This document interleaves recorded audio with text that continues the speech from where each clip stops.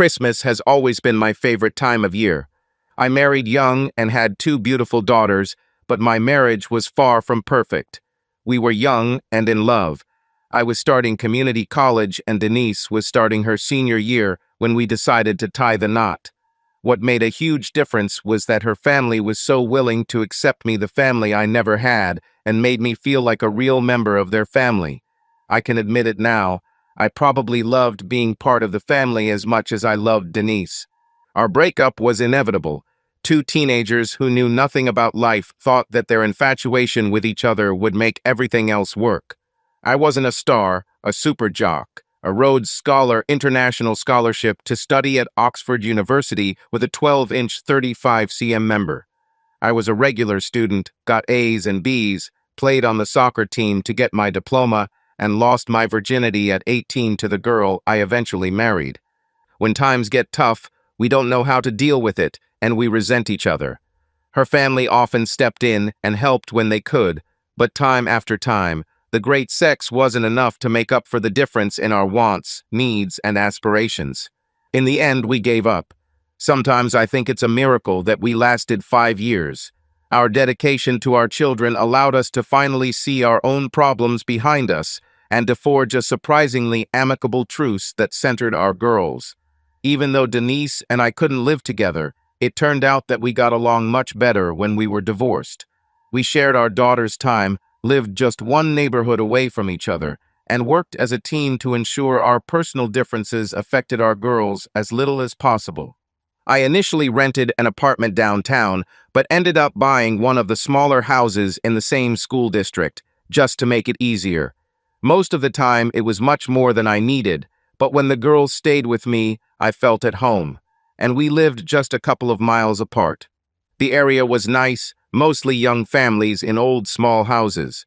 Most people were welcoming, took care of their property, and over the years I knew many by name and exchanged greetings at the grocery store or while shopping. I started living in the suburbs. This was our 4th Christmas since the divorce. Denise lived with Eric, who I wanted to despise, but he was a decent guy with a great job and lousy taste in sports teams. He took care of my girls without trying to take my place. It took a while, but we developed a friendship, which wasn't a bad thing at all. My child support was just over $1,500, and the children were insured through my clinic. Even though we weren't married long enough to warrant child support, I paid another $500 a month just to make the kids' lives better. And to me, that was the only thing that mattered. Spending wasn't easy at first, but when I had nothing to focus on other than work, my numbers skyrocketed. 2 promotions in 3 years made the financial aspect much less of an issue, but increased travel made being available to girls less assured. Denise treated this with understanding and met me halfway. In return, I covered part of the girls' expenses, including music and piano lessons. Christmas was special. We celebrated Christmas with our family. I arrived early, we had a big family breakfast, and opened all the gifts together. I tried really hard to make sure the girls got their favorite things. At 6 and 8, they were still young enough to have simple wishes, and the magic of Christmas was as real as anything else. After lunch, relatives arrived with gifts, and we had a good old Christmas dinner with all the necessary treats. It felt good to be part of something. I had a Christmas jam at work, and Denise didn't, so we agreed that from Christmas until New Year they would live with me, and any time she could be free, we would usually work out something so that she could be with the children. It was decided that I would not leave the city, at least not for more than a day. Summers were wonderful when I was able to spend 2 weeks with them, and we usually spent them at the beach. Christmas was still different. Christmas was magical. I was always given a girl's wish list, but I would still start shopping at the end of November to buy the season's essentials. And I didn't skimp. I bought them all so as not to miss a single one. Stores, online auctions, Craigslist electronic classified site, I used any means to get the hottest gifts. The first 2 years I went to hell from Denise for buying everything on the list, leaving them nothing. Now I received a separate list of things that I was not allowed to buy. So I just finished wrapping my 44th gift in glitter paper with Barbie for Brianna and in paper with Hannah Montana for Alora. The 5th of December is the earliest date I have completed the bulk of my shopping. Of course, I would have grabbed a few more things, including something for Denise and Eric, but I already took care of my girls. The gifts were neatly laid out in my living room, where they will be on display until Christmas, when I bring them to Denise in celebration. The call came from Denise's mother, Sharon. It took me 11 minutes to get to the hospital, but I was still late. Denise and Brianna died along the way. Eric passed away just 10 minutes before I arrived. But Alora, my perfect little Alora, was fighting for her life while in critical condition. She was always a fighter and never backed down from any challenge. She could handle this, I just knew it. It was an accident. A car swerved out of the way to let a coyote pass. The 18-wheeler behind him did his best to avoid the car in front of him, but ended up fishtailing and hitting a commuter bus in the adjacent lane. This car crossed the median and crashed head-on into my ex-wife's family van. 6 have already died, and 1 little girl is still fighting for her life. Sharon and I did not leave the baby, and when the doctors came out 6 hours later and announced that the worst was over and she was in stable condition, we fell into each other's arms and cried like children. We never left her side. One of us was constantly present, and Sharon called me when my baby woke up and spoke. For 3 long days, we watched her slowly recover in the hospital. The worst bruises, cuts, and bruises blossomed on the 2nd day and were just beginning to disappear. I am not a religious person by nature, but I knelt beside her bed, praying to God to take care of her and thanking Him for helping her survive this terrible disaster. On December 7th at 16:18 she died. Without warning, without reason, she was there, and then she was gone. Doctors suspected a blood clot. I suspected incompetence. I finally understood how a person can become so degraded that life can seem meaningless. I returned home and shut myself off from the whole world. After a while, I picked up the phone. Damn, let's be honest. I ripped the damn wires out of the wall so I wouldn't have to listen to another bleeding heart tell me that, sorry for my loss. It was easier with a mobile phone. I just turned it off. Several people from work came and assured me that I could take as much time as I needed. They brought me food and news and left as soon as they felt they had spent the minimum amount of time required by the social situation. Denise's family took charge of the funeral arrangements. They tried to call and even came to see me to find out about my participation. I gave them a check for $10,000 to take care of the girls, almost wiping out their savings. What should I spend it on now? I couldn't bring myself to go to the cemetery, but I took a shower and put on my funeral suit. It was a gloomy day, gray skies, 20 mph winds threatening to blow the top off the outdoor tent. The ground was wet from the rain the night before. Just perfect. Thank you, God. Pissing on a guy when he's passed out. Well, pissing on you too. I shook the required hands and kissed the offered cheeks until I simply couldn't take it anymore. All these fake people. False emotions. Tell me how sorry they are and then go home to their perfect families and eat meatloaf. Fuck them. Fuck everyone. 14 days. 2 weeks in this dark house. I didn't turn on the light. No TV. I didn't wash or shave. I sat in a chair or lay in bed and rolled around.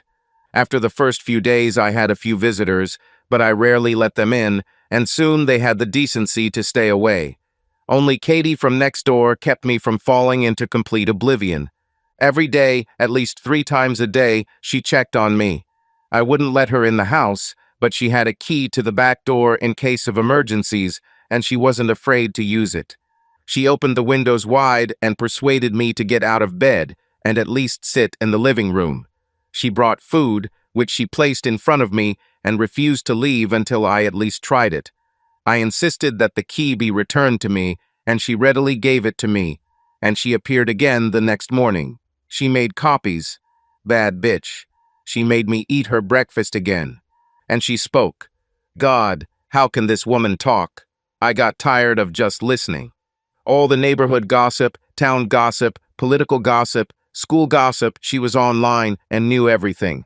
Who is doing what? Gossiped about people who still had Thanksgiving decorations or Christmas lights hanging in their yard. church incidents, and neighborly squabbles she sat, drank tea or bourbon and cola if the sun had already set and brought me up to date. I did not care. 2 weeks have passed since the accident. I have lost over 10 pounds 5 kg, and I really wanted to just crawl into a hole and die. But Katie wouldn't let me do that. She made it her personal mission to encourage me, to make me respond, to come back to life. And then one day, she slapped my hands. She came up to me and hit me in the face. Strongly. Damn it, Alex. Get it out of your head. Life is hard. And it is unfair, but no matter how bad it is for you, there will always be someone who has it even worse. Often in your own backyard, if you have the eyes to see it. What do you know about this? I snapped angrily. I noticed that your children are alive. I remembered that my mother died when I was 6 and my father left when I was 13, leaving Mike to raise me and my sister. He was 17 years old, but he was courageous and did the job as best he could. Here's what I know. Life is hard. Life is hard. Life's a bitch, and then you die. When life gives you lemons, make lemonade. When God closes a door, he opens a window. If I hear one more damn cliché, I swear I'll kill someone, I growled. Alex, you've had a hard time. You had 2 perfect little girls, and now they're gone. Your past is destroyed. Your little piece of immortality is lost. And no matter how bad it is for you, I want to remind you that others have it worse, but they continue to live. You should too, Katie said, kneeling down next to me and taking my hands. This woman barely knew me. A mother of 3 middle-aged children with her now grown children and a workaholic husband. Her life is her home, which she keeps clean and decorates for every holiday and season. Now it looks like I've become her new project. Why should I be so important to her? Can't she see that I don't need her help? Of course, starving Ethiopians, children dying of AIDS in Nigeria, martyrdom of Tibetan monks, the world is cruel. Boo-hoo. You don't have to look as far as Ethiopia or Tibet. There are people right here, right on your block, who are really struggling. Open your eyes. If you don't like injustice, do something about it. Even the odds a little. Make a difference. Come back to life. Something she said must have gnawed its way into my subconscious. I spent my usual 14 hours or so in bed, but when I woke up, I thought about her constant comments about how someone in my own backyard had it worse. I mentally went through all the residents of my block, and no one had it so bad.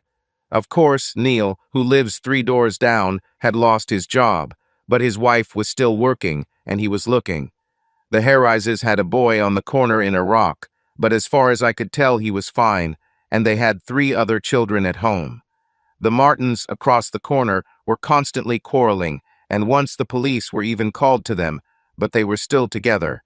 What did Katie mean? I expanded the search radius to include the neighborhoods surrounding us. And then it dawned on me. Across the alley, 2 houses after Katie's house. 6 months ago, Barry Morrison drove into an empty field behind the local high school and shot himself. I knew little about this family, I only knew that it existed. When Katie arrived, I had already washed off the top 2 layers of dirt and sweat and was drinking a Coke in the living room. Good morning, Alex. It's a beautiful day outside. Why don't we go out on the porch? Morrisons. Tell me about them. She placed the mug of tea in the microwave, warming it up, then walked out the front door and sat down in one of the rocking chairs near the entrance. Irritated, I followed her and sat down in the chair next to her. Morrisons. Sandy and her daughter Erica. You rarely see her. She works 2 jobs, trying to keep the house over their heads. They are still fighting with the insurance company over payments. Due to suicide, the insurance company does not want to pay for 2 years. He had insurance for years, but changed his terms about 2 years ago. She tried to sell the house, but it is in bad condition and no one is buying.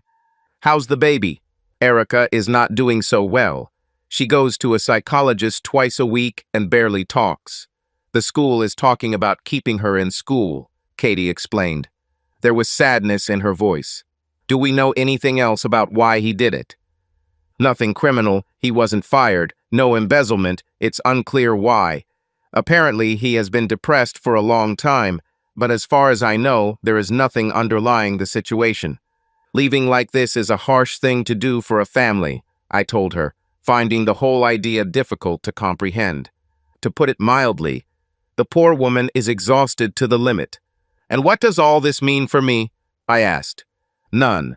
It doesn't matter to anyone. They are on their own, alone. Relatives don't help. As far as I know, no. If they exist, we rarely see them, that's for sure. Katie, how the hell do you know all this? I asked. People just like to talk to me. I'm a very good listener, she smiled broadly at me. We sat in silence, enjoying the fresh air and finishing our drinks. You're a good neighbor too, Katie. Thank you, I said softly. That's what neighbors are for, she said, reaching out and patting my arm. That's what neighbors are for. Katie brought me dinner again, and I realized I was starving. When I finished the whole plate, she began to shine. Let's go for a walk, Alex. It wouldn't hurt to stretch your legs. It became cool, and we bundled up a little. She took the lead, and we walked a block and turned down the block. We headed back up the next block, and she told me all the history and habits of the people of each place we passed. She may have been a good listener, but I had to wonder how she could even remain silent for long enough to hear anything. Everything became clear when we approached Sandy Morrison's house. Signboard, "For sale," made itself felt immediately. The unkempt yard and overgrown bushes indicated months of neglect. This could not help with the sale. The paint on the doors was faded, and there were no Christmas lights or decorations. I figured the realtor wasn't earning his commission by letting the house look like this. Through the window, I saw a tabletop Christmas tree about 2 feet tall, 60 cm, illuminated with white light. Strangely, Katie fell silent before we even got to the house, and didn't speak again until the end of the block. It's sad, that's all she said. We took a circuitous route back to my house, and our conversation again turned to safe topics about the weather, social problems, and the like, studiously avoiding discussion of the Morrisons. After the walk, I felt cool and invited Katie for a cup of Irish coffee if she wished. We drank coffee in front of my gas fireplace, warming our old bones. Damn my neighbor and her good intentions. Not only did she make me think about something other than my own suffering and the unfairness of it all, but she also made me think about those poor girls behind me and what they must be going through. Damn it, it wasn't fair. I guess I was still not ready for pleasant company. Angry at the world, I threw the mug at the wall, breaking it, and leaned back in my chair, resting my head in my hands, trying my best to hold back my tears. Big boys don't cry. Katie stood up and ran her fingers through my hair before walking out the back door, kindly leaving me alone to wallow in my misery a little longer. December 22, just 3 days until Christmas. When Katie arrived that morning, I was already up and dressed. I had my work clothes on, coffee and bagels were ready. You got up early, she remarked, pouring herself some coffee. It's almost 10, I reminded her. Not too early. She laughed. I think lately everything you do before noon is too early. Any plans? I nodded. I thought I'd go to the Morrisons and see what we could do with the outside of the house. Clean up a little, make it a little more presentable if they actually plan to sell it. That's very neighborly of you. I'll have something to do.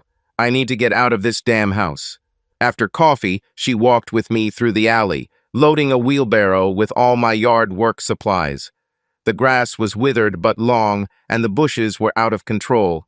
I didn't notice when Katie left, but she returned a few hours later with sandwiches for lunch and insisted I take a break. I finished trimming the bushes and mowed the lawn, bagging up the debris.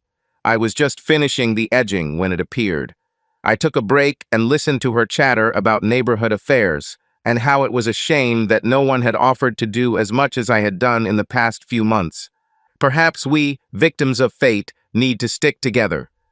He already looks 100% better. If you want to work in the backyard, I have a gate key. I thought so. What does it mean? She asked. It just doesn't surprise me. Surely you helped when you could. She sighed. Not too much. She's damn proud. Doesn't want help from anyone. I shook my head. And you're telling me now? She'll probably call the police on me. So what if he calls? You know you're doing the right thing. If necessary, I will post bail for you. I let her unlock the back gate and saw that I had a lot of work to do.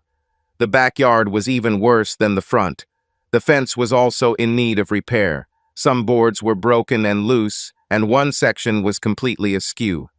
Luckily, my tools were only a couple 100 feet away 60 m across the alley, and I soon began work, deciding to finish it before the residents of the house arrived.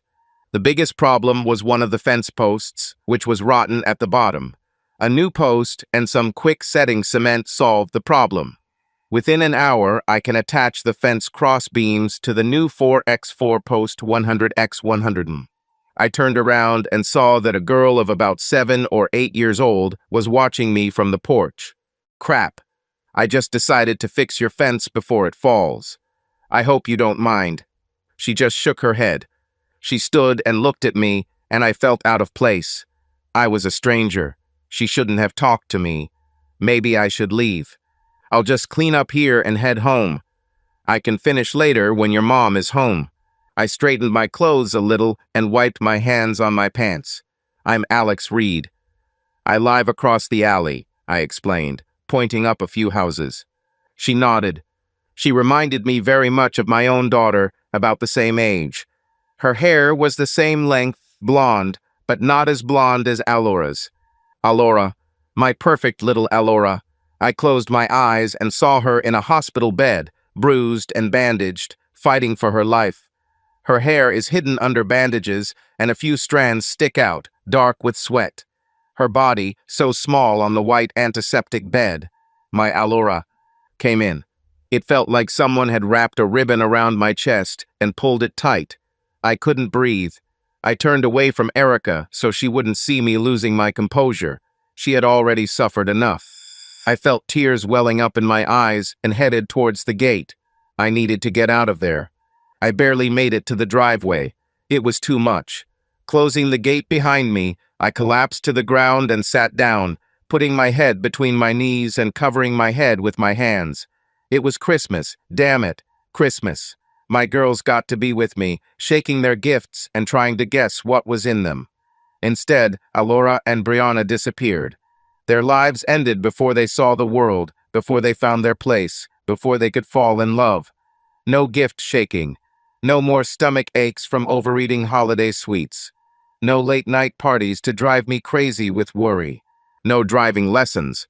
No trying to find the right college. No first bringing the boy home. No test preparation. No spring break. No graduations. Nothing. Never again. I cried, and the little girl who had lost her father stood next to me in the roadway, her hand on my shoulder, while I made a fool of myself. Erica, you know your mom doesn't want you to go out if she's not home. You better go back to the house. Mr. Reed will be fine. He's just tired. Come on, go. Katie took my hand and did everything she could to get me to my feet. Come on, Alex, not here. Let's take you home. I knew she was right. I stood up, wiping my eyes with my sleeve. I'll be okay. Just give me a minute. Pulling myself together, I took a couple of deep breaths and straightened up. I'm fine. I just saw her too early. But I'm fine now. I need to clean this place up and put the fence together. Fine. I will help. It only took us a few minutes to clean up the mess and carry the bags of grass clippings out to the back curb. I took all the tools to my house and returned to finish the fence. I secured the new post with a couple of 2x4s 50x100 and attached 2 panels. With Katie's help, it was much easier. When we finished, we both stood back and looked around the yard. Much better. I'll go into the house and make Erica an afternoon snack. That's about all Sandy allows me to do. Why don't you come with me? I don't know if it's worth it. Sandy doesn't know me. She may not want me in her house when she's not there. Never mind. She'll be fine. Just come in for a minute. It takes only a few minutes. I followed her inside through the glass sliding door. Erica sat on the floor and watched TV. I didn't even look in that direction. I was afraid that if I saw the wrong TV show, it would bring back even more painful memories. Where can I wash my hands? I asked Katie. She pointed to the door. There. I headed to the bathroom. Don't use the toilet. It doesn't wash off anymore. I heard water running in the toilet. I washed my hands and dried them on my shirt. There were no towels in the bathroom. Then I took the lid off the tank and inspected everything inside. Nothing complicated. The chain connecting the stopper to the handle extension was missing. Lifting the rubber plug, I saw that it was under the lip, the reason for the water leakage. I reattached the chain and checked the flush. Worked fine. I fixed it. The chain just fell off. Katie nodded and went back to making her grilled cheese sandwich. Brianna loved grilled cheese, but the sandwich could not be cut and the crust had to be removed. I won't cut the crust off my sandwiches anymore. Taking a deep breath, I went to inspect the front door. Katie, I'll go home and grab the sander and paint. This door is in desperate need of help. Let's. Sandy won't be home until late tonight, and if we're going to get in trouble over the yard and fence, we better get it triple. 15 minutes later, I was busy with the battery-powered hand sander, removing the worst bits of paint from the door. There wasn't much work. The door was already practically bare. I brought along 3 paint options, all of which I knew were approved by the Homeowners Association. What color paint do you think I should use? I asked Katie. Let's ask Erica. She returned a few seconds later with Erica on her arm. We're going to paint the front door, Erica. What color would you like? We had a choice between white, light blue, and dark brown. She pointed to the light blue one and then sat down nearby to watch. I've already removed the fittings. Having sealed the hinges and the lower kick plate door kick pad, I laid out a rag on the floor and began to apply a layer of paint from top to bottom. I looked at the girl who was watching me so intently. Next to her, I saw a Christmas tree, so small and bare, with one small package under it. Christmas trees aren't supposed to look like this. They should be large, full of all kinds of decorations, each of which has its own story. Special handmade jewelry with photos of your family members. Popsicle stick ornaments showing Elmer's glue. Flashing lights of different colors, candy canes and tinsel, and an angel on top. There should be gifts below, folded and scattered, so many that you can't even get close to the tree. This was the first year that I didn't have a Christmas tree. We used to go as a family to one of the Boy Scouts' Christmas trees and pick out the biggest, most flamboyant tree we thought would fit in my living room. Then we decorated it together. Christmas songs played in the background, and we sipped eggnog. We spent forever unraveling garlands, replacing light bulbs that weren't working, and replacing metal hangers on decorations that needed it. It was a whole day. Not this year, and never again. I realized that I had stopped drawing and stared at her. A long drop of paint from my brush flowed down the door. The little girl looked at me as if she understood. "Would you like to help me?" I asked. She looked around, as if asking if I was addressing her. "Yes, you." She nodded timidly in agreement. I reached into the paint bucket and pulled out a small brush. I pointed to the dial panels on the lower half of the door.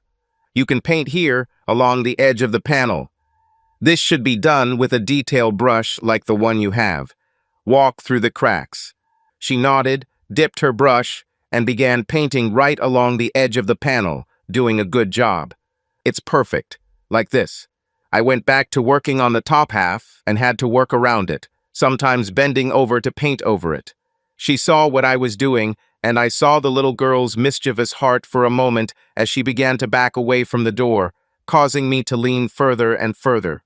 "Hey," I said in mocking indignation, "you're doing this on purpose." When she giggled, clearly ignoring me, and continued her attempts to draw, I felt a small tug in my heart. It was nice to hear her giggle.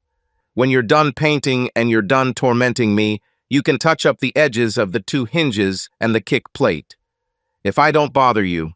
Little Erica nodded and continued her careful tracing, working slowly and deliberately around the perimeter before moving on to the loops. I ended up kneeling next to her, painting the bottom half of the door while she worked on the trim. We switched positions so I could work on the side near the hinges while she finished the bottom trim. "Not bad," I commented, handing her a bucket to collect the remaining paint so she could dip her brush into it. I closed the paint can, peeled off the tape, and stood aside to look at the result. A little girl stood next to me, her blonde hair a stark reminder of everything I had lost. I took a deep breath to calm myself. Not bad at all. Do you think your mom will like it? I looked down at her as she thought it over. A smile slowly spread across her face. She nodded twice. I reached out to hit the fist like I did with my girls. She pulled away for a second, then looked at my face before clenching her fist and rapping her knuckles against mine. We enjoyed the last of the natural light as dusk fell. Katie came out and stood next to us, giving her approval.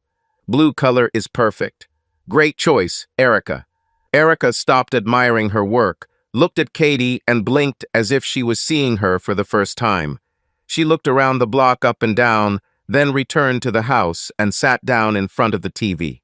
"Are you ready to finish for today?" asked Katie. "Yes, it's better not to rush while you have the opportunity." Having collected my painting supplies, I quickly hid all traces of my presence in the house. Except, of course, for the door, the yard, and the fence. Well, and the toilet, although that didn't really matter. When I got home, I cleaned myself up and sat down, thinking about what I had just done. I had mixed feelings, and a slight feeling of guilt crept in for taking liberties in someone else's home. But thinking about the little girl and what she must be going through made me think that anything I could do to help was worthwhile. The thought was dangerous. I realized that I was not very polite to the people who tried to help me. Determined to remedy the situation if possible, I found a new telephone cable for my phone and connected it. I picked up the phone and heard a dial tone. Fine. I made a list of calls and got to work. I called my friends, neighbors, and colleagues one by one, apologizing for my behavior and thanking them for their concern. Every single one of them brushed aside my boorish behavior and promised that they would come to my aid if I needed anything. I stopped with only a few calls left and wondered where the people were for Sandy and Erica, who seemed to need help much more than I did. I picked up the phone and dialed Denise's family number. I knew the conversation would be difficult. I apologized for leaving the funeral arrangements in their hands and thanked them for all they did. Talking to Dan was difficult, but talking to Sharon nearly finished me off. I remembered the time we spent in the hospital looking after Alora, and I had to take a break to get my emotions under control while I listened to Sharon sob. Even after the divorce, we remained friends, and I was glad that we were close at that fateful hour. I promised that I would visit them in the next couple of days, but she insisted that there were some papers that needed to be sorted out. My last call was to Steve, my roommate for 3 years in college and best friend in the world. I hung up twice that first day, and it haunted me. He left over a dozen messages on my cell phone's voicemail. Besides, I had ulterior motives. The phone rang several times and ended up on voicemail. I felt like a weight had been lifted from me, and I wouldn't have to face him. "Steve, this is Alex. I'm sorry that I..." "Alex, I'm here. Don't hang up. I'm here. Let me turn off this damn machine." Wait. I heard some rustling, and the echo of our voices disappeared. "Oh my God, Alex. You're killing me. Sorry. It hurt me so much that I simply could not listen to another well-wisher." "I understand." He should have understood. His father passed away during our senior year of college, and he took it hard. I started drinking a lot, skipping classes, and chasing everyone who had breasts. I took care of him as best I could, collected his homework and projects, even talked to his teachers. He slowly pulled himself together, but eventually came to his senses. 5 years later, less than a year after graduating from law school, it happened to his mother. I flew in and spent a week with him. I knew it would be hard. He was an only child, and he had few relatives, not a single close person. He came out of this state bitter, and it cost him his girlfriend no big deal. We were close as brothers, perhaps even closer, and they still were. Stephen understood. I opened my soul to him and talked on the phone for ages. I heard him send his wife to bed, and I poured out my soul. It was a much-needed emotional boost that left me exhausted. What can I do? Anything, you know. Maybe I should fly. As much as I wanted to see him, almost a year had passed. He was a family man, and it was Christmas. No. Stay with your family. I'm feeling better now, and if I need to, I can call. Certainly. I also wanted to ask for forgiveness. Forgiveness. I'm sorry I couldn't do more for you when you lost your parents. I've never experienced a loss like this and couldn't understand what you were going through. Shut up. You were there for me, buddy. Always. When no one was around. I will never forget this. Enough said. Don't be upset about this. I couldn't help but giggle. Fine. By the way, there is one more thing you could do for me. Anything. That's what friends are for. That's what friends are for. The knock on my front door was not unexpected. 10 o'clock in the evening may have been a surprise, but the knock was not. As I approached the front door, I looked out through the glass next to it. There was a woman standing there. I had a pretty good idea who it was. I opened the door. Mrs. I. Morrison? She looked at me and nodded. Come in, please. Can I offer you a cup of tea or coffee? I turned and entered the house, leaving the door open.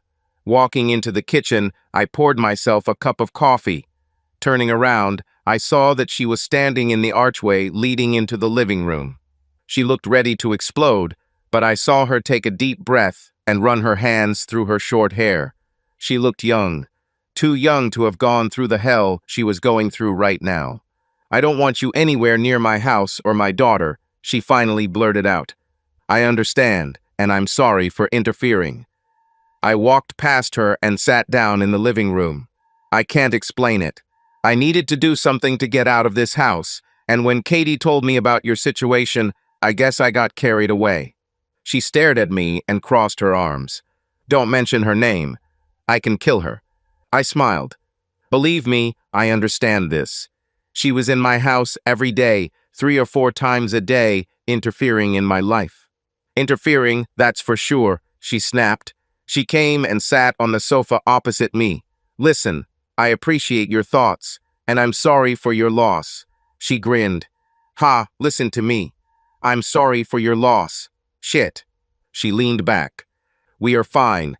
I don't need your help. I don't know you from Adam, and I don't want you around my daughter when no one else is around. Jesus, you painted my damn front door blue. A little presumptuous, don't you think? I smiled. I would choose a wood tone. Blue is Erica's choice, one of 4 approved colors according to our Stalinist Homeowners Association. She leaned back, rolling her eyes. Don't remind me. If these bastards send me one more yard and fence maintenance notice, I'll rip their lungs out. She seemed to calm down for a second, perhaps realizing that these notifications would no longer be coming. I know. I should be grateful, but I don't need a stranger interfering in my life. Is it clear? You don't have to do everything for me anymore. I didn't do this for you. I did it for that little girl. You do not know me. I do not know you. Agree. I don't know what happened to you and your family or why. Not really. All I know is that this girl of yours doesn't deserve what she got. That's all I could think about. I just wanted to help in any way I could. She looked angry. I'm sorry you lost your daughters. It's a pity. But Erica is mine. My daughter. My responsibility, not yours. You're right. I'm not responsible for her. Right. I do not know you. We live 3 houses away, and in 2 years you have never exchanged a few words with us. For 6 months, we were on our own, and I definitely don't need you to come here now. I don't know you, I don't want to know you, and I'm not sure that I like you. Welcome to the club. A club? I'm not sure I like myself either. Forgive me, okay? Now I'm tired. You can go. She stood up and stomped towards the front door, abruptly closing it behind her. Everything went better than I expected. December 23. I got up early, cleaned myself up, even shaved. I had things to do. Katie showed up in my kitchen while I was preparing breakfast. At least none of us are in prison, were her first words. Not yet. You did a good job. Do not forget about it. I know. But still she was right. We should have asked permission. Hell no, she would never give it. Then maybe we should leave her alone. If a man was drowning and couldn't scream for help, Wouldn't you throw him a life preserver? A little too dramatic, don't you think? No. This is the third time she has drowned and is in complete denial. By the time she admits she needs help, it may already be too late. She looked me over. You look good. What are you going to do? I need to run a few errands, see a few people, go to work, and a few other things. Don't be late, she said, still in her caring mode. Do you need company? Thank you, I appreciate the offer. I can handle it. Okay, you have my number. Call me if you need anything. The office visit was excruciating. I went in, thanked management for their understanding, visited a few friends, and let them know I appreciated their concern. The way they looked at me only emphasized how lonely I was. I was glad to get out of there. I stopped at a flower shop and filled a trunk full of Christmas cacti. I toured everyone I could remember, expressing my gratitude and leaving behind beautiful plants.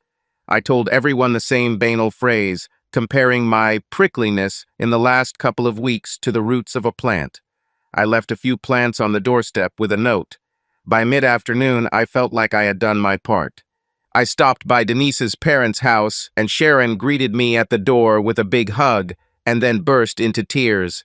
After wetting my shirt, she led me into the house. There's something you need to know, Alex. She spoke strangely, and I wondered what was the matter. Denise left a will. She left you the house and the lion's share of her insurance, so you could take care of the girls if anything happened to her. I was stunned. It was so unexpected. I don't know what to say. Sharon reached out and patted my arm. It's not what I expected, but if you think about it, it makes sense. What are you going to do? I'll probably sell the house. I definitely don't need two houses. She had mortgage insurance, it will be paid. You can rent it out, receive a stable income from it. It was too fast. I couldn't think straight. I need to think about this. I just didn't expect anything like this. I understand. She took my hand. How are you? Better. Not great, but at least I can get out of bed. We're here if you need us. You know this, right? Yes, thank you. Next to the girls, you were the best thing to come out of our marriage. We love you too. Do not forget about it. I'm sorry I was so helpful in organizing the funeral. I don't think I could have done it without you, I admitted. Do not even think about it.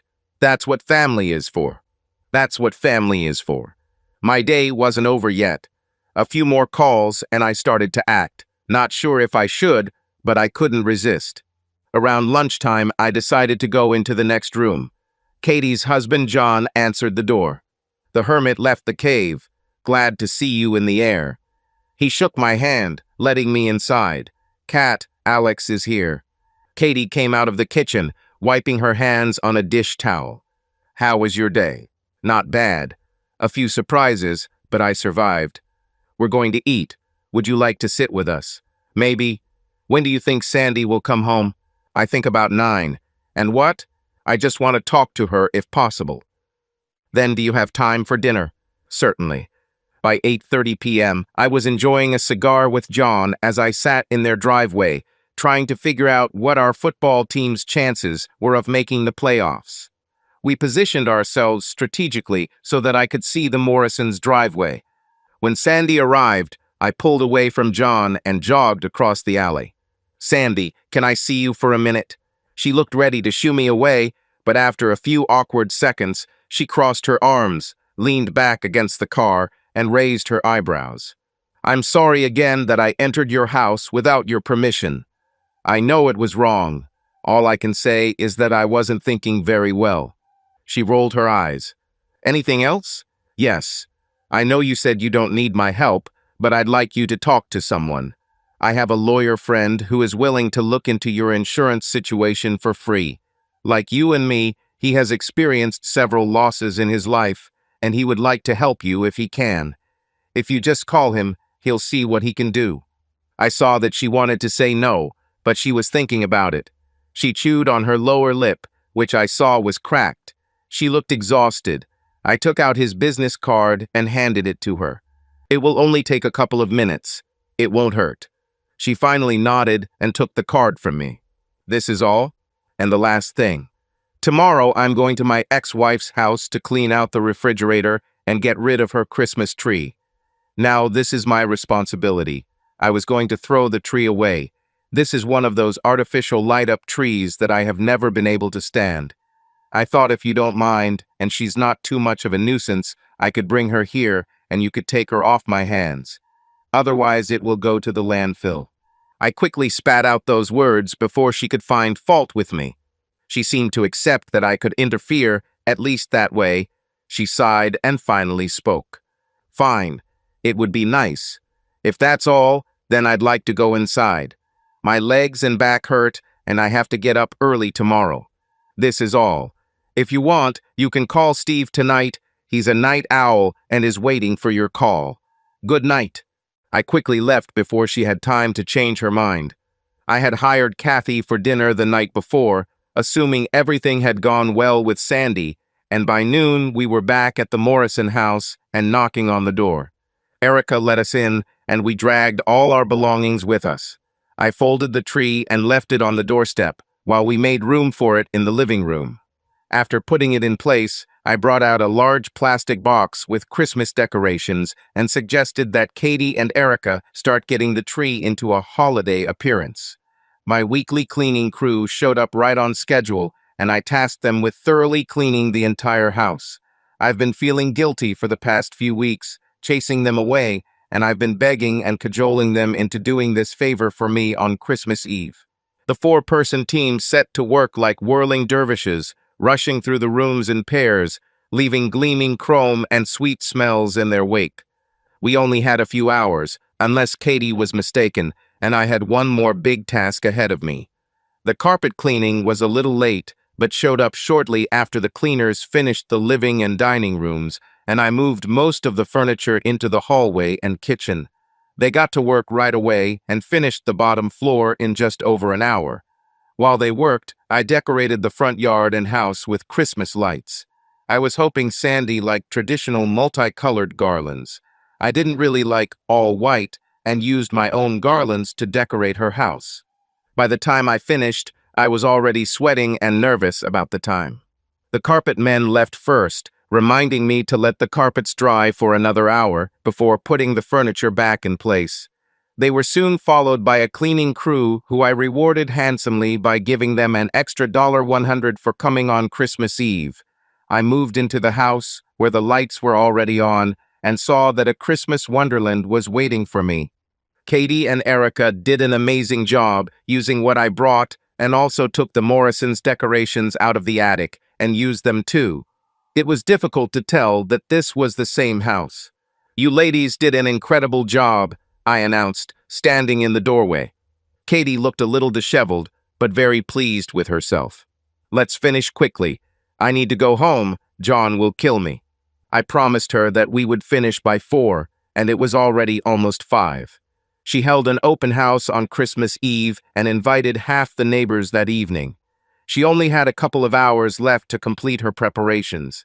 I hugged her for all her efforts and escorted her away, while I began moving the furniture into place, working at a frantic pace to get everything done before the unsuspecting owner returned home.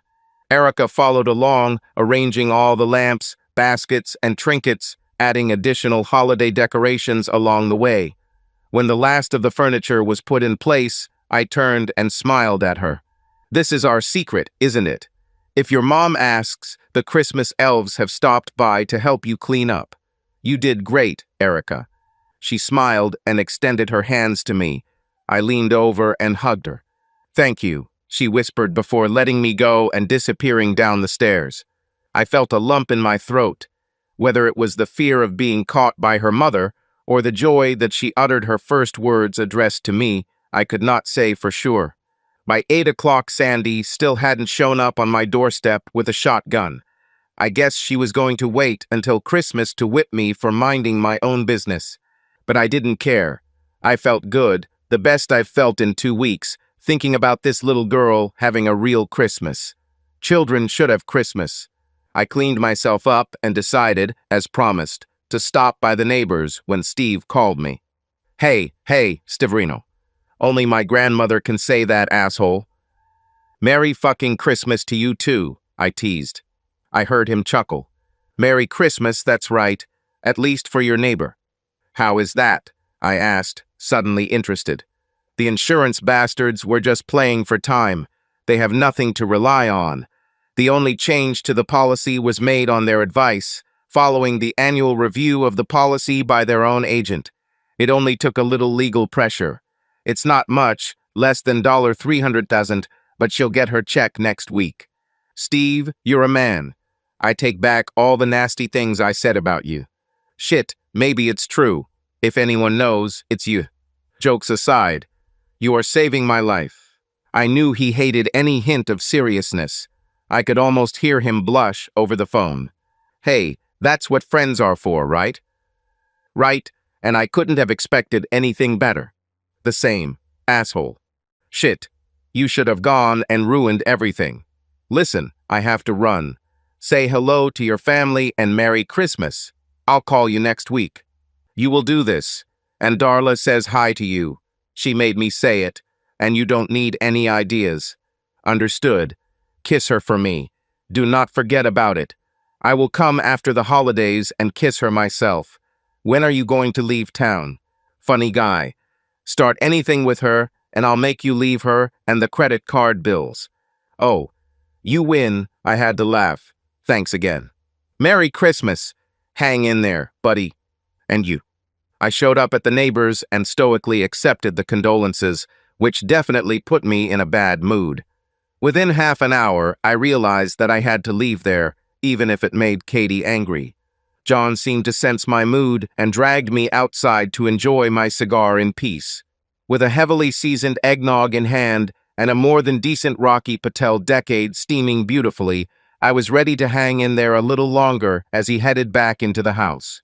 You know, I should skin you alive for this little trick. I heard a voice coming from the direction of the pool and headed there, towards the sound. Sandy sat alone, a large and almost empty glass of wine standing next to her. I know, I was bad, but I'm already done. What were you thinking? She snapped. I just wanted Erica to have a good Christmas, and I wanted to help you out a little in trying to sell your house. She laughed, and it wasn't a very pleasant sound. And you too? You've barely met me, and you're so fucking eager to run me out of the neighborhood. Her words surprised me. Not at all. I'm just trying to combat the injustice of the world a little. What are you even doing here alone? I can't stand the way they look at me. It's like suicide is contagious or something. They don't know what to say. They all avoid me or look at me like I'm a leper or something like that. People can be assholes. She smiled. I'll drink to that.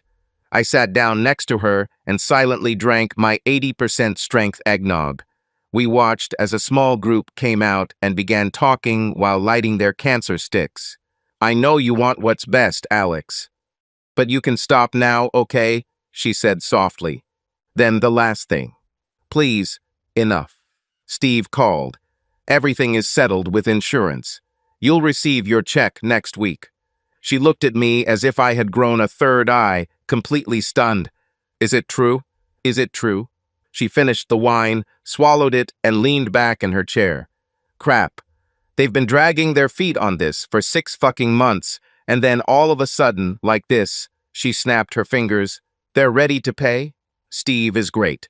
She leaned forward and put her head in her hands. After a few seconds, I saw that her body was shaking. She cried silently. I'm sorry it took so long. If I had been a better neighbor, we could have sorted this out months ago. She sat up abruptly, and I saw streaks of tears on her face. No need. Do not apologize. Just don't, okay? Fine. I felt awkward sitting there while she wiped her eyes and turned away from me, looking at the backyard. I leaned over and took her empty glass. Can I pour you a drink? Yes, please. Thank you. Be right back. It took a few minutes to navigate the crowd around the bar and endure late guests expressing their regret at my loss. As if they know anything about the loss. Crap. I was happy to be back outside, away from the pitying eyes of suburban moms and their awkward, mumbling husbands. I sat down next to Sandy. God. Next time you can bring the drinks yourself, I said, handing her a glass of wine. She gave me a wry smile. You volunteered, remember? Don't remind me. That's what you get for being a good Samaritan. That's all for me. Believe me, I learned my lesson. She giggled. I somehow doubt it. My cigar had gone out, and it was a pity to waste it. I ventured out into the smoking area to light a cigarette, and immediately regretted it when I caught the sidelong glances they cast at each other and realized what they were thinking. I did not stay there any longer than I should have, hastening to return to my solitude and Sandy, the only kindred spirit this evening who could feel even a tenth of the loss that was consuming me. I wanted to do one more thing, but I didn't know how she would take it. I thought that perhaps after another glass of wine she would agree. Sandy, I don't know if I'll like this. Are you up to something again? No, maybe, but not really. I mean, can I show you something next door? She gave me a strange look that lasted quite a long time. Can I take some wine with me? Certainly. It will only take a minute. She stood up and walked out the gate. We walked around the fence and out into my driveway and backyard. As we crossed my patio, she said, "Just because I drank a little and because you did something good doesn't mean you'll succeed with me, I hope you know." Her words hit me like a bucket of cold water. I didn't even think about anything like that. I turned and looked at her. She didn't look bad, not at all. She looked good, and even if she was ridiculously thin, I could see that she was an attractive woman. It's funny that I didn't notice this at all. I froze, trying to think of what to answer. Oh my God, Alex, I'm just teasing you. It took me a few seconds to answer. That was the farthest thing from my thoughts. Certainly. Trust me, I understand. Her sardonic retort was more surprising than the initial tease. Without waiting for an answer, I entered the house and led her into the living room. What did you want to show me? I turned on the living room light and moved out of the way. Holy crap, I gestured to the pile of gifts. They were for my girls. I don't know what to do with them. Is this all for your girls? She asked, looking at me in surprise. Yes, I kind of overdid it. That's for sure. I wish Erica had them. She doesn't need to know they're from me. They can all be from Santa if you want. If you don't take them, I don't know what to do with them. This is too much, Alex. It's a nice gesture, really, but this is too much. Please, no strings attached. Do it for Erica. She was silent for a moment and then turned to me. Why? Why now? I don't know. Look, they're just lying there. Eventually, I'll give them to some charity or something. I have a lot of gifts, but there is no one to give them to. And you have a sweet girl who has just one gift under the tree and could use a little joy in her life. She walked around the room, fingering the gifts with her feet and not answering, taking a sip from her glass from time to time. Eventually, she came back and stood next to me. She stood silently for several seconds, apparently pondering her answer. It's not fair, she finally muttered. This was not what I expected. Not a damn thing. Life is as unfair as I can imagine, I answered honestly. Good people suffer for no apparent reason, and idiots seem to easily glide through life without a care in the world. Innocent little girls are having their lives senselessly ended. The lives of kind-hearted neighbors are ruined, as if it were some big cosmic joke. I heard my own voice getting louder and more disappointed. Life is a fucking kick in the ass, and every time you think something good might come out of it, some space comedian pulls the rug out from under you. What kind of God destroys a family for no reason? Answer me this. By the end of my tirade, I was almost screaming. I think I need to go home. She turned and started to walk away. I chased after her. Please, could you take at least a few? Please. It kills me to see them here. She stomped around a little, then stopped. Without turning around, she said, "Bring what you want around midnight." She then slipped out the back door. After she left, it took me a few minutes to come to my senses. I made a complete ass of myself. Well, okay. Everything is as usual. I decided to visit Katie again to at least wish her good night. My nosy neighbor caught me as soon as I walked through the door. John told me that you were somewhere nearby, but I couldn't find you anywhere. I met Sandy, and we kind of hid out in your backyard, heartbroken." She looked at me in confusion. I was a little surprised that she came. She didn't say a word about what we did this afternoon. "Lucky you." "I still have the scars," I teased. I then told her a little about our conversation, including the insurance situation and the gift deal. God bless. Maybe she can finally stop working 16 hours a day and be able to spend time with her daughter. It will be great. I was wondering what you were going to do with all these gifts. I was afraid that you would make a memorial out of them, leaving them there year after year until the dust was an inch thick. Her words stung a little. "I'm not that bad." "No, not bad. Although you made me a little worried. It's just hard to go through. I understand it. I think this is not a problem now." She smiled. "I think no. Erica is a happy girl. I don't know if that's true, but at least she'll have a good Christmas." "I'm glad you came today. Many of our friends were worried about you. Your appearance was a good Christmas present for them. I can't say that this worries me very much. I know it sounds cruel, but their feelings are not high on my list of priorities right now. This is fine. It's still nice that you came.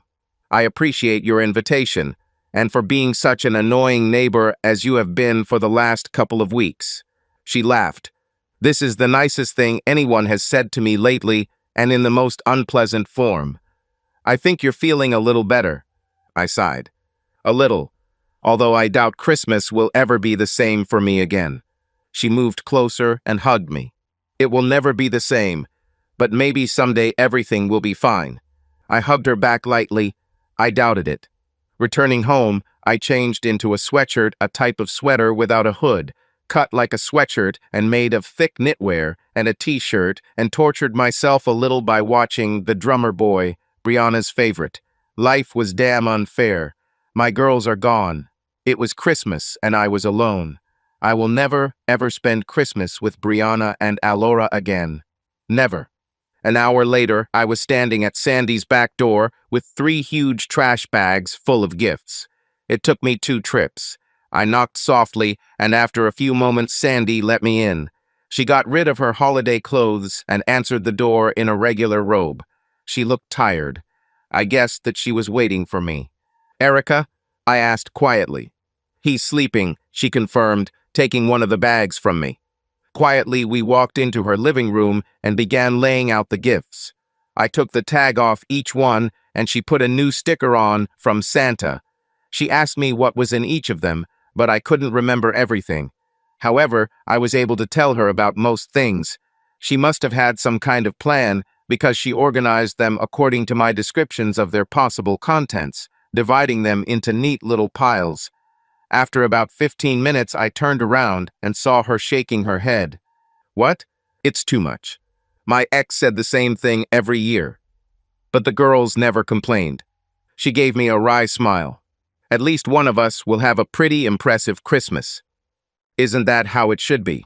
I saw her nod and noticed her eyes sparkle again. I decided to leave everything as it is. Until that moment, I had not perceived Sandy as a woman. I treated her like a person who needed help. But after she dressed up for the party and commented on my patio, and the fact that she was wearing only a robe, I was almost ashamed to admit that I was looking at her. She was thin, with short dark brown hair, almost black. At the top, she was not very large, but when she moved on all fours, arranging gifts, I looked several times into the upper part of her robe and saw her very feminine breasts heaving. Her legs were as thin as the rest of her, but had decent calves.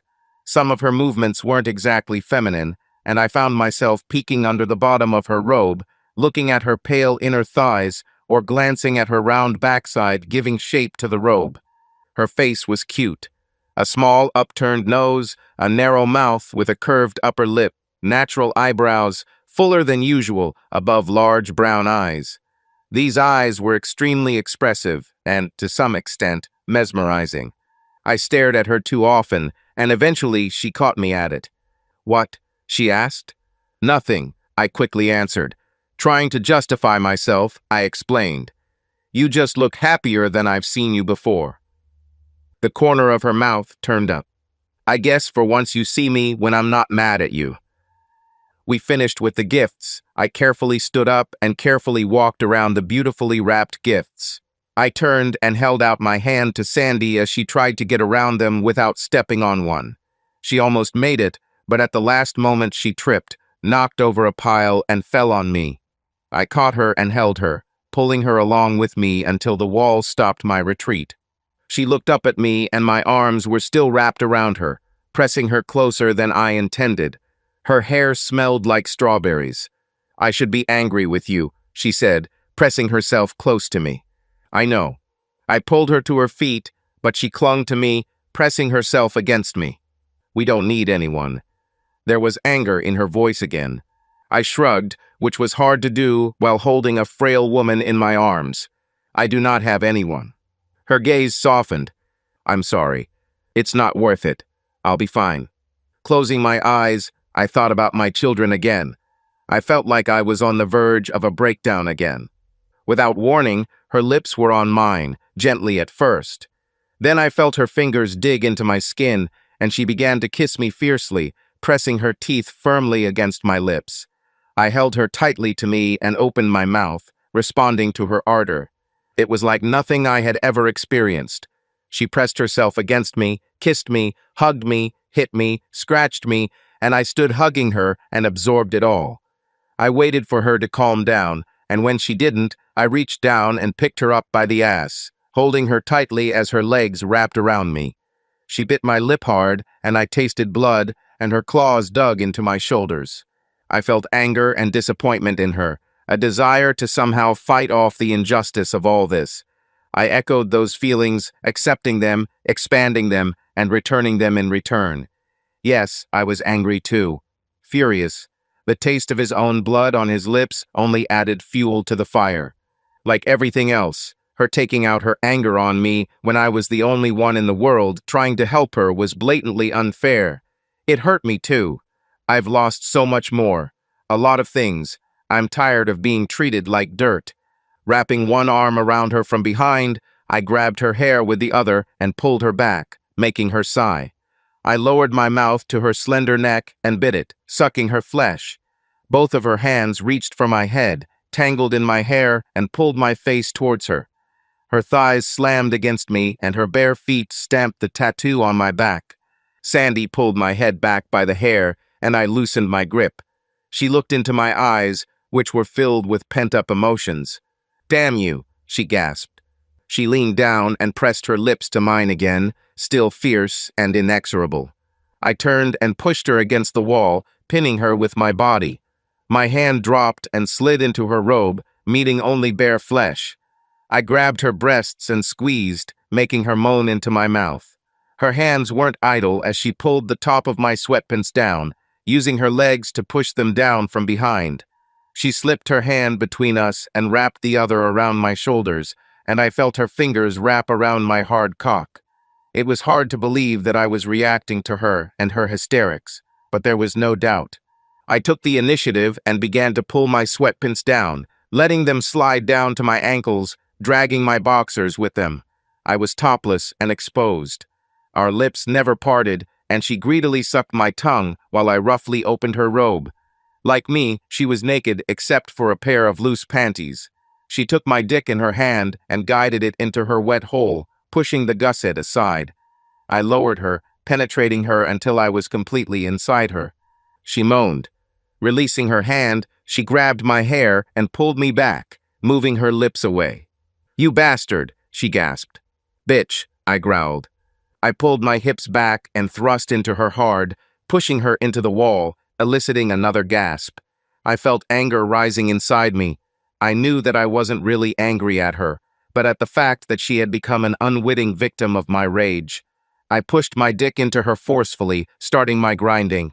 Pulling away, I did it again, even harder, trying to drive her straight into the wall. She gasped as if I had hit her. "That's it, fuck me," she whispered rudely. "Come on, fuck me, you freak, like everyone else." I grabbed her buttocks and pulled her away from the wall, lifting her off my dick and then letting her go, letting her weight fall on my aching dick. One by one, I slid my hands under her legs, Her hips rested on my forearms, and my hands grabbed her buttocks tenaciously. Pushing her panties from behind, I exposed the soft flesh of her ass and grabbed her buttocks tightly, digging my fingers into them. She laced her fingers behind my neck and leaned back, exposing her upper body to my gaze. Her small breasts with perfect little nipples became hard for me. I fucked her hard and fast until I had enough strength and rage. When my arms were tired, I went to the living room. She freed each hand so much that her robe fell off, leaving her almost naked. I lowered her, placing her butt on the armrest of the sofa. She let go of me and leaned back, pressing her back against the sofa. Her hips were now much higher than her body, and I pulled her tightly towards me so that her lower back was on the arm of the sofa. I pulled her panties down and tossed them aside, looking at her sexy naked body. Spreading her legs wide open, I slid my cock into her warm hole and rammed into her, fucking her tight hole as she moaned so damn sexy. Holding her legs in his hands and lifting them high and wide, she was effectively immobilized by her own weight resting on her shoulders. I moved my penis in and out of her, beating the beat, not hesitating to do whatever I wanted. She lay there looking up at me, her eyes burning. I didn't want to look into those accusatory eyes. Lifting her up, I roughly turned her over, and her smooth, soft ass rose up, resting on the arm of the sofa. He spread her legs and impaled her again, entering her deeply on the first stroke and making her moan. I held her hips tightly and released my sensations through my thighs, fucking her furiously with all my might. Looking between us, I was hypnotized by the sight of my thickness stretching and filling her.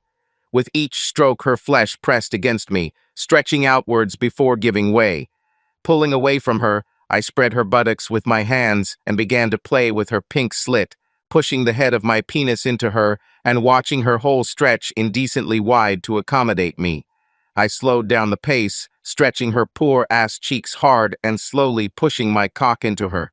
The incredible sensations overcame my irritation, and I simply enjoyed thrusting into her for a long time, making her feel every inch of my length, pushing far until I felt resistance deep inside her. I couldn't stand it anymore. Grabbing her hips, I leaned over her, pounding into her, filling her. I felt how her wet canal grabbed me, dragging me along to the edge of desire. Looking down, I saw her twist to look at me. Do it. I entered her with all my weight, unable to resist the desire any longer. Gasping, I came inside her, and the release was painful in its urgency, exploding deep inside her again and again. Her legs were shaking, and when I slowed down, she relaxed, leaning over the armrest like a rag doll, lifeless. She squealed as I lifted her up and turned her around to sit her on the armrest. I took my still hard cock and pushed it hard into her, pulling her towards me until only the edge of her ass was left resting on the sofa. I saw that there were tears in her eyes and wet streaks running down her cheeks. Wrapping my arms around her, I pressed her fragile body to me, squeezing her. Her hands slid over my torso, and she pressed her face to my chest. As I held her, I felt her body tremble. I felt terrible and sick of what I had done. I fucked her brutally, used her, taking out my frustration and unhappiness on the only person I knew who had already suffered enough on his own. Then I felt tears welling up in my own eyes. We hugged each other desperately, clinging to anything that could get us through this terrible time in our lives. My arms relaxed, as did the tension in my body. I caressed her back, feeling her ribs under the soft skin. Then he pressed his lips to her hair, kissing her tenderly. She responded to my kisses by pressing her lips to my chest and shoulders, rubbing her hands over the scratches she had given me earlier. I found myself thrusting in and out of her and was surprised to find that my cock remained hard and aching for more. I held her, fucking her slowly, and she sobbed, clinging to me. I massaged her back, stroked her hair, kissed her temples. "Forgive me," I whispered. "Don't," she sobbed. "Don't you dare apologize. Not now. Never." Pulling her head back, I lowered my lips to hers, kissing her tenderly. "I won't." "Fine." She looked up and touched my lip, pulling away her finger, which was red with my blood. "Oh my God, I am so sorry. I didn't want to do this. No apologies. Do you remember?" In response, she reached over and kissed me on the lips. When she pulled away, I saw a small red spot on her lips. I kissed her back, feeling her respond to me as she continued to move inside her. Her legs spread wider to receive me. I looked down to see where I was going. When I looked into her eyes again, they were glowing. "Take me to bed," she whispered. "Are you sure?" "No. Do it anyway." I stood up carefully, my dear sister unfortunately still impaled on my rod. She wrapped her legs tightly around me and grabbed me with both hands.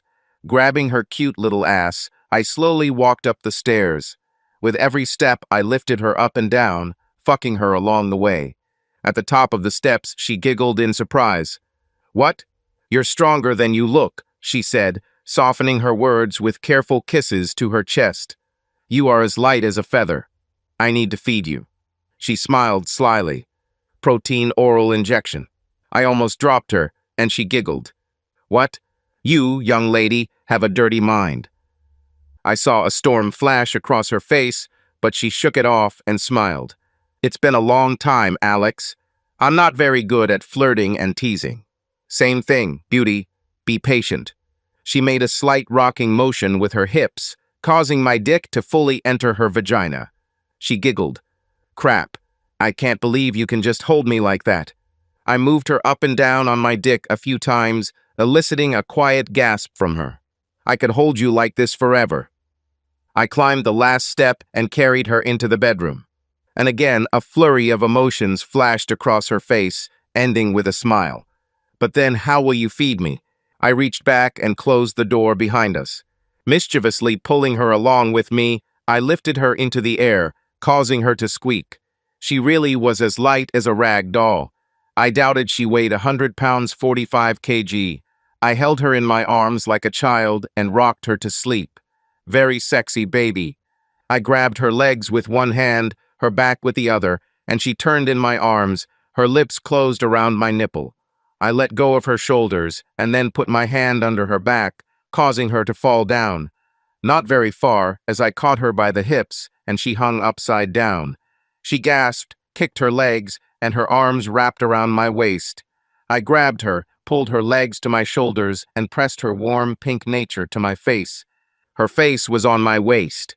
She squeezed her legs tightly around my head, her thighs pressing hard against my ears. "You're crazy," she gasped. "Here you see.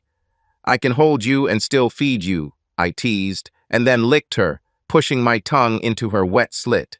She giggled, and I felt her warm lips wrap around the head of my cock. I grabbed her hips and lowered her a little, feeling my dick entering her mouth. I lifted her up and down several times, licking her on the way up and filling her mouth on the way down. Despite all my bravado, it was surprisingly difficult, and I could feel my hands shaking from the effort. I held her still, her mouth filled with my cock, and walked the few remaining steps to the bed. She became more active, sucking me and moving her head back and forth. The feeling was incredible. I almost didn't want to put it down, but I knew that if I didn't do this, there was a chance that I would drop her soon. With my last effort, I lifted her and, bending down, lowered her onto the mattress, turning her into a writhing ball of flesh. Without wasting any time, she sat up and pulled me onto the bed. I reached out to her, but she pulled away. "Lie down. Now it's my turn." I stretched out in the middle of the bed and watched as she crawled towards my waist, moved between my legs and looked down at me, and then lowered her mouth onto my throbbing shaft. She licked me, studied me, stroked me with her hands, kissed my penis with her warm, tender lips. Looking into my eyes, she lowered her lips to the purple helmet and took almost my entire length into her mouth. The sensations were so incredible that I moaned loudly. She pulled away and pressed her fingers to her lips. "SHHHH. We don't want to wake anyone up." I pretended to zip my lips and barely held back a moan when she took me into her mouth again. She sucked me as if she was performing some task. Her hands worked on me just below where her mouth was. I reached down and brushed her bangs to the side so I could watch her. This was enough incentive for her to pick up the pace as she pushed her face onto my hard cock, gasping when she pressed too hard. "Sandy," I began to warn her. She extended her palm towards me, sucking with complete dedication. I didn't say another word. I let her suck my juices and moaned softly as I finally achieved a much-needed release, erupting between her lips. She breathed heavily through her nose, holding me in her mouth, taking in everything I had to offer and swallowing eagerly. She sucked gently as I came, and I felt the tension pulsate as she swallowed again and again. Her eyes were closed, and she seemed focused on completing her mission. As my hardness began to weaken, she took my shaft in her hand and stroked it, her mouth gently sucking on it, gently fingering my shaft, her tongue massaging the tender head. I relaxed on the bed and enjoyed her attention, focusing on the amazing sensation below the belt. The thought of me needing to get hard for her and continue our play was combined with her devoted attention, and after a few minutes I finally responded, getting hard in her mouth. This seemed to be her cue, and she sat up and sucked me more vigorously, restoring the steel of my cock until it could stand on its own, full and ready. Sandy moved up my body, grabbed me around the waist, and pushed my trousers soldier back home. She impaled herself slowly, moving up and down my cock until I was fully inside her again. Then she rested against me all the way and stretched sweetly. It was beautiful, her slender body pointing upward, her arms reaching to the sky, her head thrown back, the curve of her ribcage accentuated by the hollow of her belly, her perfect small breasts standing boldly and eagerly, the pink tips showing off their small, firm caps. After a few moments in this position, she relaxed with a sigh, leaning back and leaning forward until her hands rested on my chest. "Thanks for the food," she said with a teasing smile. "You're amazing," I admitted. She smiled sadly. "It's nice to hear such words from someone. It's been a long, long time." I reached for her, and she slid onto my chest, and I hugged her. "What a pity. You're so beautiful." "You don't have to say this," she said into my shoulder. "But you are like that." I held her, thrusting my hips, fucking her slowly as I held her. "I am not like that. I know it. Everything is fine." I reached up and lifted her face so I could lean forward and kiss her. It was a long, gentle kiss, and then I just hugged her. I continued to move my hips gently, not wanting to lose contact with her, staying hard and filling her. "Just hold me a little, okay?" "As much as you allow me," I assured her and wrapped my arms around her, hugging her to me as if I would never let go. I felt her trembling, her arms hugging me tightly. Her back tensed and fell spasmodically, and I heard her crying, clinging to me. I didn't try to calm her down or console her. I just held her, peppering the top of her head with kisses, holding her tightly to me and pushing my dick into her over and over again. We spent several long minutes like this until she gradually relaxed and her death grip on me loosened. I loosened my grip, allowing my hands to explore her body freely, stroking it, caressing it, cupping her tight little ass with my hands and thrusting into her. She responded slowly, pushing away from my strokes, her tits pressing against my chest. Pulling her tightly to me, I propped myself up on one arm and rolled over, lifting her body off the bed and laying it underneath me. Once on top, I let go of her, lifted my torso in my arms, and entered her with long, slow thrusts. She looked so small and vulnerable underneath me. I leaned down and kissed her, and she grabbed my head and kissed me back hungrily. Finally, she let me go, and I continued fucking her, happy to be where I was. I looked down at her, wondering how I had not noticed how beautiful she was from the very beginning. "Stop staring. I can't help it. You're so beautiful. I want to remember everything connected with you." "Am I too skinny?" she asked. "Nothing that a few servings of food can't fix," I teased. I fucked her in silence for a while, and then lifted myself up to penetrate her more thoroughly, spreading her legs for better access. She lifted her legs back, keeping her ankles almost parallel to her head. I spread my legs and straightened them, lifting my hips high before plunging into her. She gasped, and I smiled as I came on top of her, fucking her fast and hard, her wide-open pussy screaming to be filled. For the first time that evening, I felt how deeply she responded to me, how she trembled. She pulled her legs free and wrapped them around her knees, pressing her shins to her beautiful face. I dropped to my knees, leaned over and pressed down on the back of her legs, fucking her as fast as I could, feeling the need to come building inside me. "Harder," she breathed, "harder." I slowed my pace a little and added more weight to my strokes, pulling her towards me to meet my onslaught. She panted continuously, her toes curled and her legs stretched out. I watched in delight as her head fell back and her eyes rolled back into her head as she came all over my cock, her whole body trembling and her breasts turning red. As she began to calm down, panting, I grabbed her hips and began fucking her as fast as I could, feeling my own need peak. Unable to hold back any longer, I buried myself deeper into her, thrusting my hips forward hard, filling her. Sandy screamed, letting go of her legs, which kicked and shook as she came along with me. I stretched out over her, and her legs slowly wrapped around me. Her big eyes looked at me with amazement, calming my pride. I kissed her tenderly. "You're amazing," I told her. She blushed. I've never been like this," she muttered. I was exhausted from head to toe, and my legs and arms were shaking from exertion.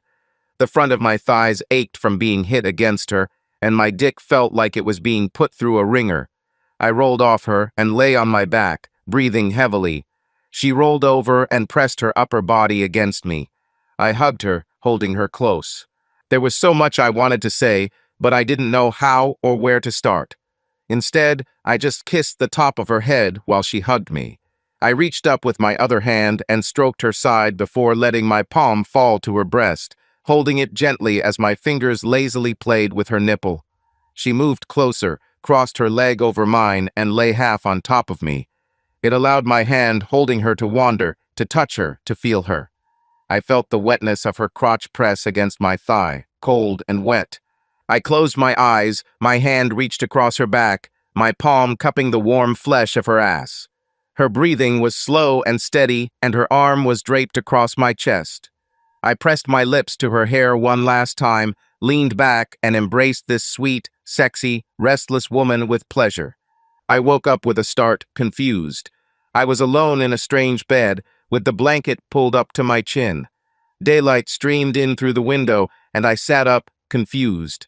It took me a few seconds to remember the events of the previous evening, and I looked around for Sandy. I started to get out of bed and realized that I was naked. My clothes were still down there somewhere. I pulled the blanket up to my waist and looked around for something to cover myself with before noticing my clothes from last night folded on a chair nearby. I pulled on my panties and dove into the bathroom to take a much-needed leak. He splashed water on his face and borrowed her brush to run it through his disheveled hair.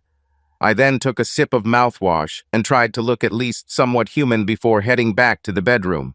I was pulling on my sweatpants when Sandy showed up with a cup of coffee. It smelled amazing. She smiled and handed it to me. She was wearing pajamas and had obviously showered and cleaned herself up. Her hair was still damp. "Hurry up. There's a little girl down there who's almost bursting with the desire to open her gifts." I took a sip of the coffee, hot and strong, then passed it back to her for a second while I pulled on my shirt. I straightened it out and picked up my coffee to take another sip. She watched me intently, with a slight sad smile on her face. I started to speak, but she interrupted me. "No, let's not talk about this now. We both needed it, but it didn't have to mean anything. It just happened. I don't regret it. Now we need to go down." Walking up to her, I took her chin. I could see she was nervous and wondered if she had been rehearsing that little speech. I leaned down and kissed her gently, continuing to kiss her until she responded. "I just want to say that you are amazing." "Is it true? You keep saying that?" she teased. "What will Erica think? I told her you had a sleepover." She can probably guess what that means. Kids these days are so precocious, but she doesn't seem to mind.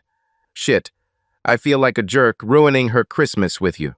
She hit me, her small fist slamming hard into my chest, almost causing me to spill my coffee. "Shut up. It's because of you that she has a Christmas worth remembering." She turned and headed down the stairs, and I had to take my eyes off her cute little ass before I had a physical reaction that would be almost impossible to bear. I noticed that she moved unsteadily and wondered if she was in as much pain as I had been this morning. Maybe even more.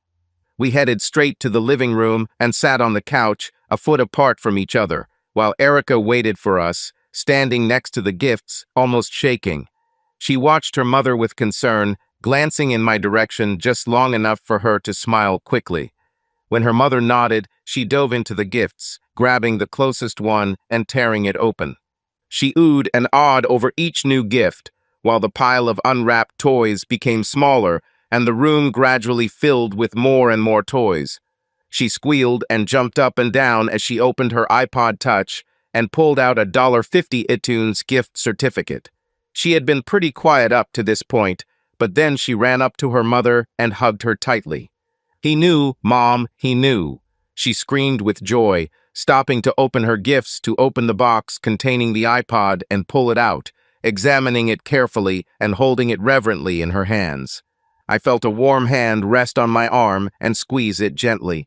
I twisted my wrist and took her hand in mine, intertwining our fingers. I looked at Sandy and saw tears in her eyes. With a sob, she carefully brushed them away. As usual, the new clothes were dealt with quickly, tossed into the growing pile, but she examined each item, holding it close to her body, asking her mother's opinion on some of them before moving on. I listened to Sandy laugh at her daughter's antics and thought it was the most beautiful sound I had ever heard. Erica is almost done with the gifts. I saw her reach for a large box and squeezed her mother's hand. "Maybe it's better if this gift is the last," I whispered. "Erica, dear, this is from Mr. Reed.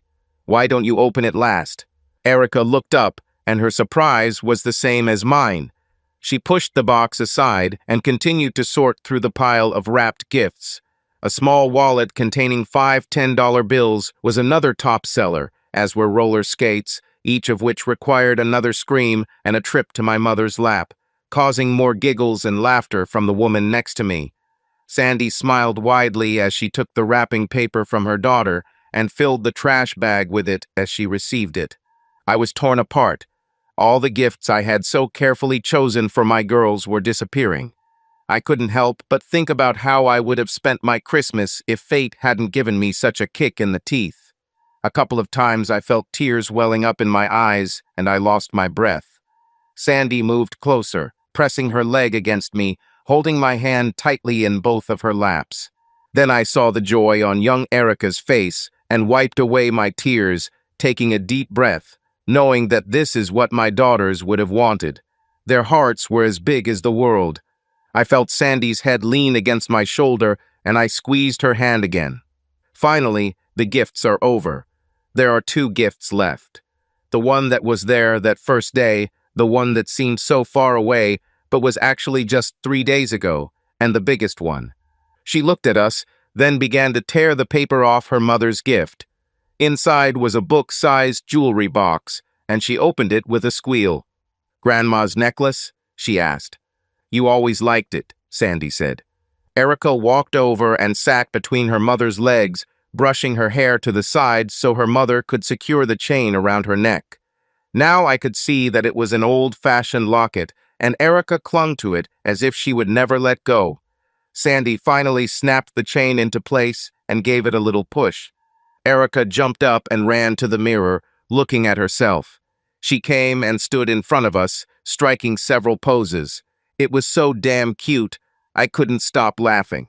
This caught Sandy's attention, and she giggled too, snuggling up to me and putting her arm around my shoulders. We watched as Erica walked up to the last large box, looking back at us as if waiting for permission. "Come on," I teased. "You can't stop now." She grabbed the edge of the wrapping paper and tore it. She tore off large pieces of paper and threw them towards her mother, and then suddenly stopped dead in her tracks. She screamed, jumped up, and danced on the spot. I've never seen anyone so excited. She leaned down and roughly tore the paper away, revealing the PS3 box and stacks of games taped to the top. Mother, this is the PlayStation 3, she exclaimed as she bent down and picked up the box, twirling it in her hands before tripping and dropping it to the floor. Sandy laughed. "Carefully. You don't want to break it before you have a chance to use it. Erica climbed over the coffee table between us and climbed onto my lap. She hugged me tightly and squeezed me so hard that I thought she might break something. I felt her breath on my ear. "Thank you, Santa." I felt her soft lips press against my cheek, causing tears to well up in my eyes. I held her close to me. "I hope you like your gift." I felt tears welling up in my eyes, threatening to overflow, and I clung to her for a few seconds. "Come on, open it." She jumped up and began tearing open the box, taking out the games, instantly putting them into piles. She looked so much like her mother. I felt Sandy shift on the couch next to me and turned to her just as her arms wrapped around me. She kissed me on the cheek. "Thank you." I hugged her. "I should be thanking you. I never thought I'd be able to enjoy Christmas again." She smiled. "It would be terrible," she said quietly, "if Santa couldn't enjoy Christmas." I thought we were finally done, but Erica went behind the tree and came back with 2 gifts wrapped in newspaper comics. She gave one gift to her mother and the other to me. Sandy and I looked at each other, then she opened her gift. Inside was a handmade ornament that depicted their little family, Sandy, Erica, and their departed father, smiling as if everything was perfect in the world. The picture was framed using popsicle sticks and had pipe cleaners glued to it. It was so sweet I can't put it into words. "If we hang it on the tree, then Dad can share Christmas with us from heaven," Erica explained. I saw Sandy choke and then hug her daughter tightly. "This is wonderful." "Hang it, Mom," Erica insisted. Sandy stood up and hung it in the middle of the tree, carefully turning it so it faced the room. "I like it, Erica, thank you." Erica stood in front of me, shifting from foot to foot. "Your turn," she announced. I carefully unfolded the paper and saw a drawing, hand-drawn with colored pencils on light cardboard. It took me a second to realize what it was. "We are painting the door, aren't we?" "Yes, and this is a mother who is trying to look angry." She pointed to the figure on the side. It must have taken her a while. The picture was quite large, over a foot tall, and she carefully drew the door in great detail, coloring it blue and decorating it with little Christmas decorations. There she was on her knees, painting the bottom, and I, bent at the waist, was painting the door right above her head. I pointed to the figure to the side. "If she is angry, why is she smiling?" Erica laughed. "She's just trying to be angry. She's really happy. You just can't show it to her. She has to pretend to be sad because Dad is gone." I picked up the photo and then ostentatiously hugged her. "This is my favorite Christmas present. I'm going to frame it and put it on my desk." Erica climbed onto the couch and hugged me. "Will you connect my PS3? "Of course, I'll connect," I said, hugging her back. "I'll make breakfast," Sandy announced. I looked up and saw her wiping tears from her face again. What a storm of emotions. It only took a few minutes, and we connected the gaming system while Erica debated which game to start with. She barely had time to load it when we were called for breakfast. Erica pouted. "This is not going anywhere. You can play after breakfast." It was surreal sitting at the table with eggs, toast, and sausages on a plate and a glass of orange juice at the ready. Erica had a bowl of cereal and a tall glass of milk, just like in an ordinary family. I was still amazed at how talkative Erica became when she told us about her gifts. "Can Taylor come over and play with us later?" she asked. "We'll see," Sandy told her. "It's Christmas and her parents might want her to stay home today." "What are your favorite gifts?" I asked. She seemed lost in thought, and I saw her hand reach for the locket hanging around her neck. It was funny to watch her face scrunch up when she really thought about it. "I think it was your sleepover," she finally announced, catching me off guard and nearly causing me to spill my orange juice all over the table. Sandy was no less surprised. "Is it true? Better than PS3?" she asked. Erica nodded vigorously. She looked at me. "Mom is happy." I looked at Sandy and saw that she was blushing deeply. I reached out my hand and ruffled Erica's hair. "I'm happy too. Happier than I thought I could be." Erica nodded solemnly. "I know. Your girls have gone to heaven too. These were their gifts, right?" I nodded. I knew they would want you to have them. She ate a spoonful of her cereal. Alora was nice. During class, we made a poster for her. I drew an angel. It was hard to hear her name. Suddenly, everything seemed wrong. I got to sit at the table with her and Brianna, listen to them chat, watching them fight over playing with each other's gifts. Now I have no chance of this. The room blurred, tears for my lost girls filled my eyes. "Don't be sad," Erica said, touching my hand. "They are in heaven now and can watch us. They wouldn't want you to be sad." I forced myself to smile. Surely the poster was beautiful. I wish I could see him. "Mrs. Orris, Viola will probably let me take it home for you," she said. I wish I could. Erica ate her cereal as quickly as she could and pushed her empty plate away. "Can I play now?" Sandy gave her the go-ahead, and she headed straight to the TV. Sandy and I looked at each other. "She's become quite talkative," I noted. "Thank God," Sandy said, standing up and collecting the plates. "Let's hope everything works out." I gathered my things and joined her at the sink. "I must go home." "I understand," she said quietly. "I need to visit my wife's relatives." I promised. "But I'd like to come by later if you don't mind. Maybe we could have dinner together." She seemed a little distant. "You do not have to. You've already done enough." I hugged her and felt her tense. Don't tell Erica, but her drawing was my second favorite Christmas present. I felt her relax a little, and she turned to me, allowing me to give her a good hug. I leaned over and kissed her tenderly. She giggled. "Oh, really? Is it true? The overnight stay was my favorite. This gift should hold you over for a while. One more night, and I'm unlikely to be able to walk again. You are a monster." Her smile softened all the bitterness of these words. No kidding. I would have to learn to speak with one lip. Her eyes opened wide, and she brought her hand to her mouth. "Forgive me," she whispered. I kissed her again. "No apologies, remember." She smiled. "Fine. It would have been nice to have dinner, but I didn't have anything special planned. Let me take care of dinner." She smiled lewdly. "Right, you promised to feed me." This made me blush. "Actually, if you're not in a big hurry, maybe feed me one more time before you go." I looked at Erica. "She'll be fine. You won't be able to tear her away from these games for several hours." She took my hand and led me to the stairs. Half an hour later, I fed her, but not before I had proven to both of us that we were perfect for each other. It was quiet and gentle, and just what I needed to let me know that the previous night had not been a one-time fluke. A year has passed since that first Christmas. Things weren't always easy between us. We still had sharp edges and wounds that didn't heal quickly, but we didn't give up. Any talk about keeping Erica in school quickly ended. She's a straight-A student, smart as a whip, and even talks about how she's going to play volleyball. That Christmas, her spell of silence broke. Within 6 months, I moved in with Sandy and Erica, and we became landlords, renting out my 2 homes and using our newfound wealth to buy out several foreclosed homes, renovate them, and rent them out. Sandy quit her job and was enjoying her new career as a real estate tycoon. Even renting sometimes became a headache.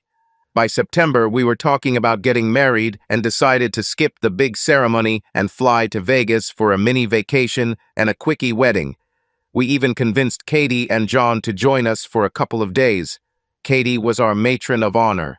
Steve and Darla also surprised us with their appearance. He insisted that if I was going to volunteer to wear the noose again, he would be my best man. He's always been like this. Now we are packing gifts for Erica. I think overdoing it at Christmas is a habit I'll never break. Every now and then, I can't help but pat Sandy's belly. Erica is thrilled to have a baby brother by summer. And I'm excited about our new Christmas tradition. I can repeat our first Christmas sleepover. Sandy even wore this stupid, ratty old robe. She promised never to get rid of him.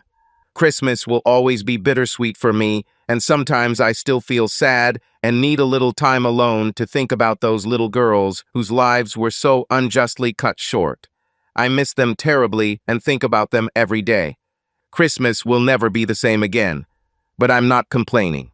Subscribe to our channel so that your love doesn't cheat on you, and go ahead and listen to the next story, because this story is nothing compared to the next one. If you're under 18, don't even think. Click to the next one. Click to the next one. Click to the next one. Click to the next one. Click to the next one.